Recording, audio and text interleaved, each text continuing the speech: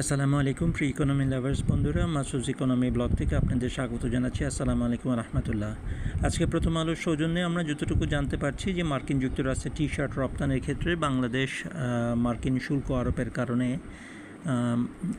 একটু কম শুল্ক আরোপের কারণে বাংলাদেশ যথাযথ অবস্থানে আছে, অথবা বাংলাদেশ মার্কিন যুক্তরাষ্ট্রের যে পরিমাণ রপ্তানি করে সেটি ক্ষতিগ্রস্ত হবে না, অথবা অন্যান্য প্রতিদ্বন্দ্বীদের তুলনায় বাংলাদেশ একটু কম মূল্যেই মার্কিন যুক্তরাষ্ট্রে টি শার্ট রপ্তানি করতে পারবে। এখানে আমাদের একটু কথা আছে বন্ধু, যে আমাদের ইকোনমি লাভার বন্ধুদেরকে বলছি, দেখেন এই সস্তা শ্রমের জন্য, এই সস্তা শ্রম দিয়ে আমরা কতদিন বা কতটুকু উপরে উঠতে পারবো এটা নিয়ে আমার সন্দেহ আছে। এই সস্তা শ্রম দিয়ে আসলে আমরা কতদিন উপরে উঠতে পারবো এটা নিয়ে আমার সন্দেহ আছে। বরঞ্চ ঠিক আছে, গার্মেন্টস আমাদের রইল, কিন্তু আমাদের মাঝারি শিল্প উন্নয়নের জন্য কাজ করতে হবে। মাঝারি শিল্প উন্নয়নের জন্য যদি আমরা কাজ না করি, ওই সারা জীবন ওই চিরদরিদ্রের কাতারেই আমাদেরকে রয়ে যেতে হবে বলে মনে হচ্ছে।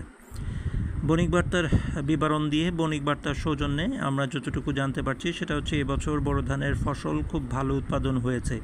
যদিও বণিক বার্তা একটু সন্দেহ প্রকাশ করেছে যে সত্যিকারের চিত্র আমাদের কাছে সবসময় হয়তো ফুটে ওঠে না, কারণ অত্যন্ত ভালো বড় ফসল হওয়ার পরেও কেন ধানের দাম বা চালের দাম বৃদ্ধি পাচ্ছে সেটা নিয়ে আমরা নিজেরাও আসলে হতবিহ্বল অবস্থায় আছি।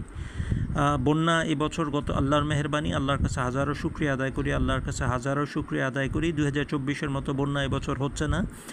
ঝড়ো বৃষ্টি সব জায়গাতেই আছে, কিন্তু তীব্র কোনো বন্যা নেই।